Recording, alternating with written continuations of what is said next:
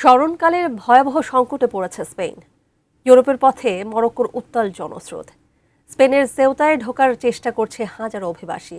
পরিস্থিতি সামলাতে স্পেন ও মরক্কোর কঠোর অবস্থানে দেখা দিচ্ছে মানবিক সংকট। এদিকে ইউরোপীয় দেশগুলোর মধ্যে শুরু হয়েছে চরম কূটনৈতিক টানাপোড়েন। স্পেনের সীমান্ত পরিস্থিতি নিয়ে বিস্তারিত জানাচ্ছেন এস.আই. রাজ।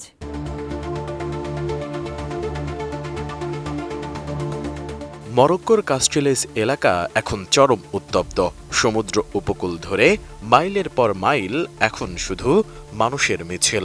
স্পেনের সেউতা শহরে প্রবেশের জন্য হাজার হাজার অভিবাসী ভিড় করছে। ব্রিটিশ সংবাদ মাধ্যম বিবিসি জানিয়েছে প্রায় ৬০,০০০ মানুষ অবৈধভাবে সীমান্ত পার হওয়ার চেষ্টা চালিয়েছে। এই ভিড় সামলাতে হিমশিম খাচ্ছে স্পেন। পরিস্থিতি নিয়ন্ত্রণে তারা জল কামান এবং দাঙ্গা দমনের সরঞ্জাম ব্যবহার শুরু করেছে।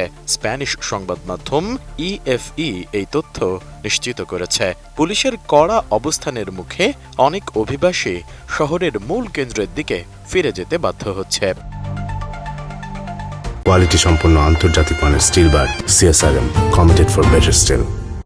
এদিকে সীমান্তের কাঁটাতার ডিঙানোর বদলে অনেকেই উত্তাল সমুদ্রে ঝাঁপ দিচ্ছে। সাঁতরে স্পেনের মূল ভূখণ্ডে পৌঁছানোই তাদের লক্ষ্য। ছোট ছোট নৌকায় করে নারী ও শিশুরাও এই বিপজ্জনক যাত্রায় সামিল হয়েছেন বলে জানিয়েছে বিবিসি। ব্রিটিশ ব্রডকাস্টিং কর্পোরেশন বিবিসির তথ্য অনুযায়ী এই দীর্ঘ পথ পাড়ি দিতে গিয়ে এখন পর্যন্ত অন্তত ৬৭ জনের প্রাণ হারিয়েছে। স্পেনের স্বরাষ্ট্রমন্ত্রী ফার্নান্দো গ্রান্দে মারলাস্কা এই মৃত্যুর তথ্য নিশ্চিত করেছেন। তবে স্পেনের দাবি এখন পরিস্থিতি অনেকটাই স্বাভাবিক হয়ে আসছে। অধিকাংশ অভিবাসীকে এরই মধ্যে ফেরত পাঠানো সম্ভব হয়েছে। এমন সংকটময় মুহূর্তে ইউরোপের অন্য দেশগুলোর ভূমিকা নিয়ে প্রশ্ন তুলেছে স্পেন। ইতালি সহ কিছু দেশ স্পেনের সঙ্গে সীমান্ত যোগাযোগ স্থগিত করেছে। স্প্যানিশ প্রধানমন্ত্রী পেদ্রো সানচেজ একে স্বার্থপর আচরণ বলে অভিহিত করেছেন। অভিবাসীদের এই ঢলের জন্য তিনি পাচারকারী চক্রকে দায়ী করছেন। স্পেন সরকার এখন সমুদ্র সীমার কিছু অংশে ভাসমান প্রতিবন্ধক তৈরির কাজ শুরু করেছে। একই সঙ্গে ড্রোন এবং নৌবাহিনীর টহল বাড়ানো হয়েছে। তবুও উন্নত জীবনের আশায় ঘরছাড়া মানুষের স্রোত থামছে না।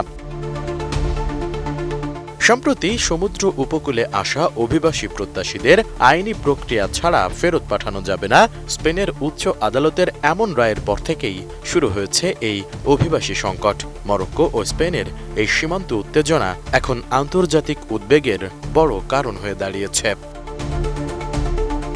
এস.আই. রাজ, ডেস্ক রিপোর্ট, এটিএন নিউজ।